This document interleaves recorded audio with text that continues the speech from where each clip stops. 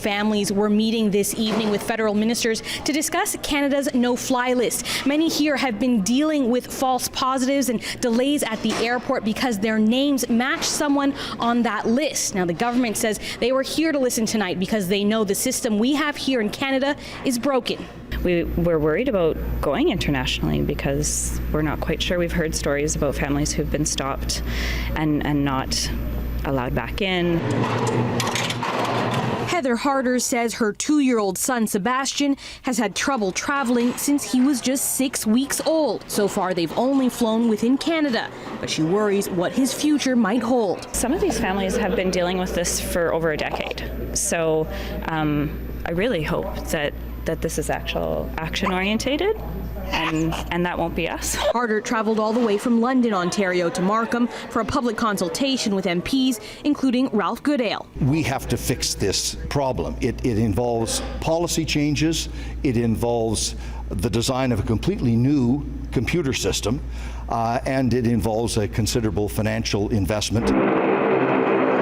The public safety minister admits the system that requires flag travelers to be cleared each and every time they fly is flawed.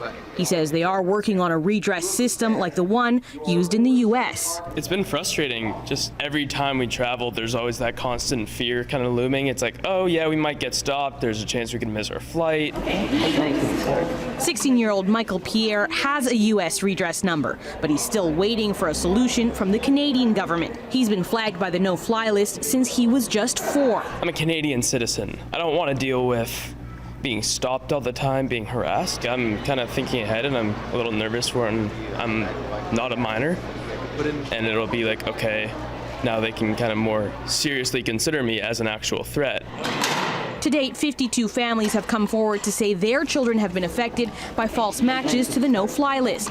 But the minister admits the government doesn't know how many more children or adults are being impacted. I'm anxious to make progress as rapidly as we can, and I'm really grateful to the families who have brought this issue forward so that we can fix it. Now, still no exact timeline on when we could see some of those changes. This whole process started back in June, and at that time they said it would take at least 18 months before they could present changes to Parliament. This consultation process will go on until mid-December. In Markham, Janelle Amasa, City News.